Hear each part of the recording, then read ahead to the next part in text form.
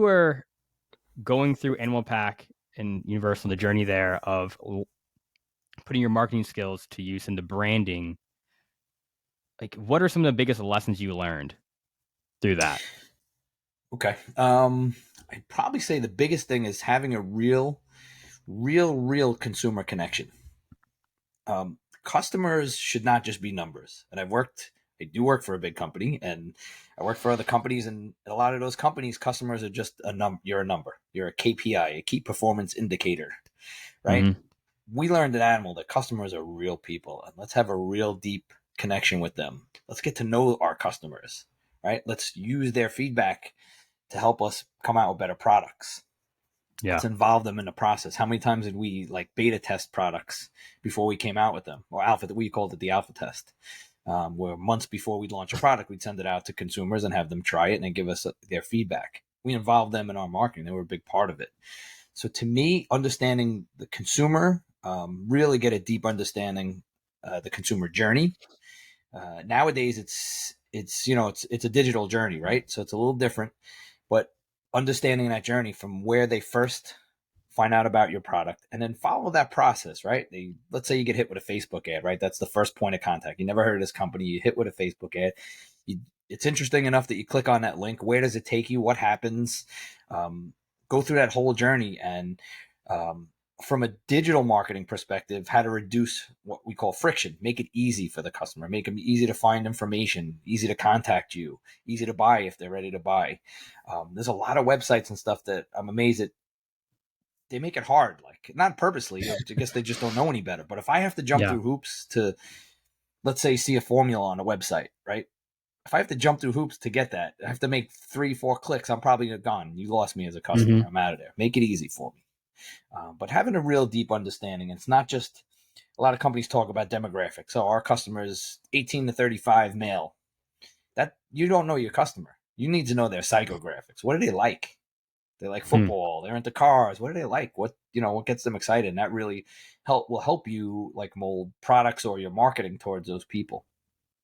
How do you discover more of that? You got to ask. You got to talk to your customers. Just ask. That Yeah, easy. yeah. Community was a big thing. I mean, we had the Animal Forum. Oh yeah. That was huge, man. At one time we had like 70,000 members. We were, doing that That's massive. before social media, like, before there was Instagram and Facebook. We had our athletes on there, and people could just engage with our athletes, any day they wanted to type their athlete and ask them a question. Like, so really, really get to know them. Like, and I took a lot of those lessons with me. Like with Paw Power, we have a Facebook group where we have an engaged community there where I involve a lot of our customers and stuff too. So really get to know your customer. I think that's the lesson that I learned. So with the customer journey, what do a lot of people get wrong? Other than just maybe, they just say, oh, we know the demographic or we know this or that and kind of tiptoeing around the subject. But what do people really miss with that? I think they get a little too fancy with their first with their ad, because that's like probably the first time you're going to find out about a company, a digital ad or whatever. And you got to make it very easy to understand what your product is and what it's going to do for you.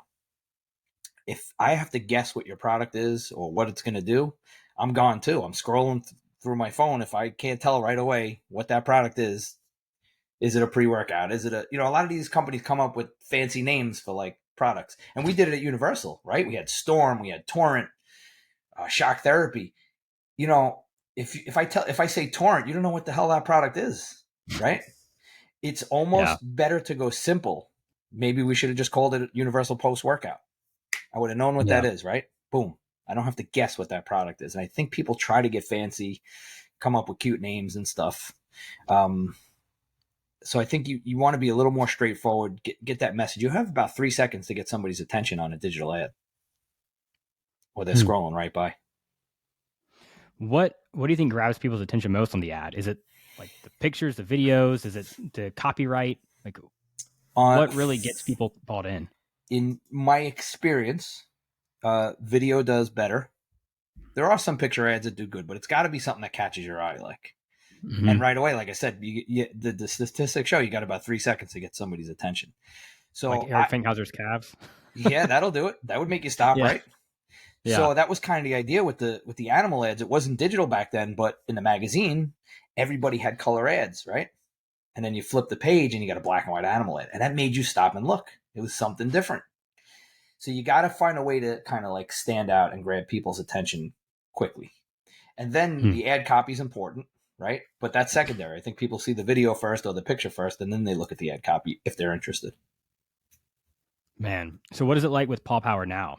Are you doing stuff kind of similar to that, where it's just that simple change that no one really thinks about because everyone tries to overcomplicate it? Yes, the simpler, the better. I found get that message quick. One of the reasons I like the name Dog Butter is it kind of gets the message across. Although it's funny, sometimes I do a lot of in person events, and sometimes people walk by and go, "Is that for people or for dogs?"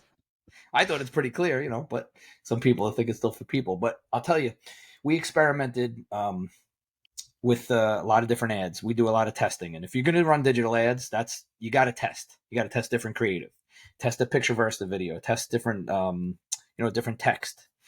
Don't spend a lot of money. Spend a little money. Test, and then when you see one that's gaining traction, then you could spend more money on it. But our best performing ad, and it's kind of gone against all the traditional marketing principles, Hmm. is an ad that I shot on my phone. It's a 15-second ad in my kitchen giving my dogs some of the peanut butter off their spoon. There is zero editing. It's on my iPhone, no editing, no music. We didn't put any text on it. And that grabs people's attention. The text on it is good too, right? It helps the messaging on it is important, but it's the video that kind of grabs people's ads. We get a lot of comments on the video. In traditional marketing, you think you got to spend all this money and come up with this really slick, cool video. Yeah. This is so raw, and we've repeated the process. We've done some other ads, and it's the same process. So we don't have to spend money on a video. Clear messaging. Get right to the point what your product does and what the benefits are. Too many people in the supplement industry, at least, they try and sell you on the ingredients and the formula. The average consumer doesn't really know or doesn't care. You or Yeah. I, Greg, people that are in the industry, yeah, we're more in tune with, hey, it's got to have 6 grams of citrulline. Most people want the benefit. What is that going to do? I'm going to take that product and it's going to do what? It's going to give me a pump. It's going to improve my Hmm. workout. It's going to make me stronger. It's going to help my recovery. Get to that. Sell on the benefits, not the ingredients.